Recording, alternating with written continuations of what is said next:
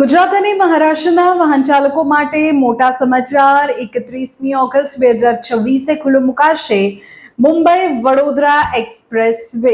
આ મોટા સમાચાર આપને આપું છું। ગુજરાત અને મહારાષ્ટ્ર વચ્ચે મુસાફરી કરતા લાખો વાહન ચાલકો માટે અત્યારે મહત્વપૂર્ણ સમાચાર છે।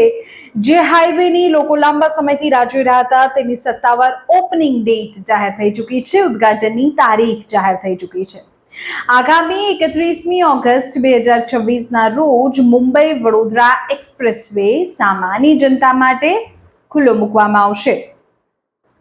આ હાઈ સ્પીડ એક્સપ્રેસ વે શરૂ થવાથી વડોદરા અને મુંબઈ વચ્ચેનું અંતર કાપવું હવે ખૂબ સરળ બની જશે। સમયની મોટી બચત થશે। અત્યારે નેશનલ હાઈવે 48 દ્વારા વડોદરાથી મુંબઈ પહોંચવામાં 6 થી 7 કલાકનો સમય લાગે છે। આ નવો એક્સપ્રેસ વે શરૂ થયા બાદ આ સફર 3.5 થી 4 કલાકમાં પૂરી થઈ જશે। ઈંધણની પણ બચત થશે। ટ્રાફિક મુક્ત અને સ્મૂથ ડ્રાઇવિંગના કારણે વાહન ચાલકોના કરોડો રૂપિયાના પેટ્રોલ ડીઝલની બચત પણ થવાની છે।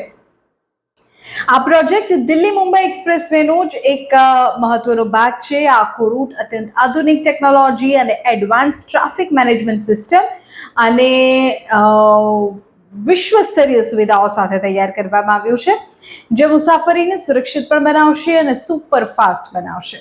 ભારત સરકારના આ મેગા ઇન્ફ્રાસ્ટ્રક્ચર પ્રોજેક્ટથી બંને રાજ્યો વચ્ચે વેપાર અને રોજગારને પણ એક નવી ગતિ મળી શકે છે। 31મી ઓગસ્ટથી શરૂ થનારા આ શાનદાર એક્સપ્રેસ વેને લઈને જે ત્યાંથી ડેઈલી આવન જાવન કરે છે અથવા તો જેમને વારંવાર ત્યાં આવવા જવાનું થાય છે તેઓ માટે સમયની મોટી બચત હશે।